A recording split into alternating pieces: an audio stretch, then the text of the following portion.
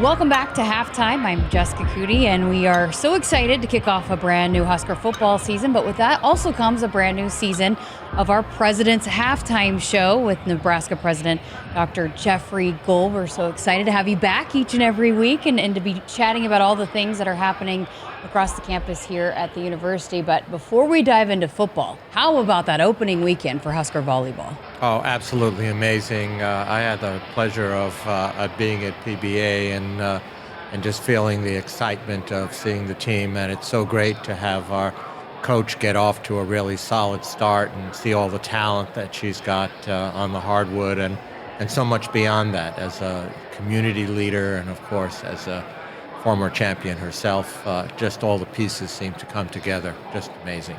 Can you believe we're talking about another football season now? You know, it's shocking how fast we went from the Pinstripe Bowl last year until now. But here we are, halftime. What excites you about this year's group and year 3 with Coach Rule? Well, certainly, I think I feel his confidence and the confidence of his team and the entire athletic department. I've spent a good deal of time actually with Dylan and come to respect him not only as a phenomenal athlete, but as an amazing young man with great balance as well.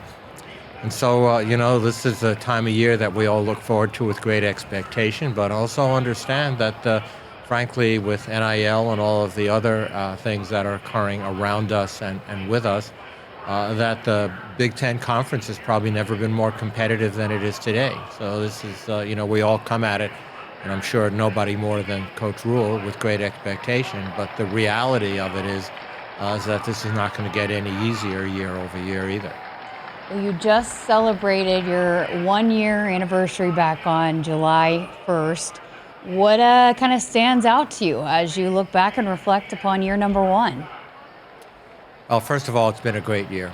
I have learned things about the university and about Nebraska that I never thought I would learn. Certainly my direct interaction with Husker athletics and with the Big Ten Conference has been enjoyable, and as we go through a lot of different challenges and opportunities as well.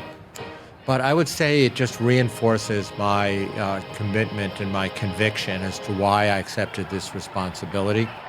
The University of Nebraska and all of our campuses, programs, colleges, all of our cultural programs, athletic programs, etc., I think has never been more important to the future of Nebraska and never been more important to the states and the communities that we serve well beyond. And as I crisscross the state, I know we're going to talk about that a little bit more later, the messaging that I get from Nebraska citizens, from farmers and ranchers, from doctors and nurses, from teachers, accountants, lawyers, and others, is that they depend on us. They depend on us to educate the next generation and provide an environment that brings the best out of the youth of this state. They provide us with extension services that have to do with our cropping and our cattle producers. They provide us with critically important health care, not just the workforce, but the science that goes with it, engineering. I mean, it goes on and on and on. And I can't go to any gathering, small or large, in the tiniest little towns and in the biggest cities in our state without getting totally immersed in stories about how the university has changed other people's lives for the better. I feel like you were everywhere in this state over the last year.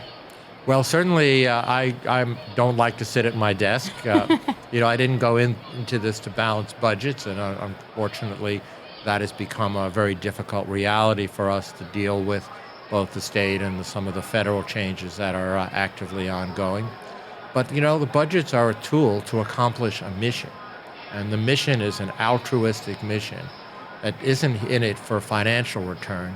We're in it for the quality of the programs that we produce and to build the future for the state and for the small and large communities that we serve. And as long as we keep the big thing, which is the affordability, quality, and access to higher education, the quality of what we do in the way of research, discovery, and creative activity, and of course the outreach, I think we're going to do just fine. So I know you're set to give the State of the University address next week. What's most important to you as you look forward? Well, I'm going to use this venue to bring together in the House of the People in the state capitol, the same place that I was invested in almost exactly a year ago to the day of the September 4th event. And by the way, it will be streamed live, so even people that can't be present in the rotunda can certainly zoom in and listen to a few words. I do plan to be mercifully brief and not go on and ramble forever. But I am going to talk about my experiences in the first year, the reality of where we are, and of course, talk about intercollegiate athletics as part of that. Great stuff. As always, we appreciate you being here with us once again. Look forward till next time. Yes, absolutely. President Jeffrey Gold joining us here on our halftime show. We've got to step aside for a break. More to come from halftime, including my chat with head coach Matt Rule. Keep it here.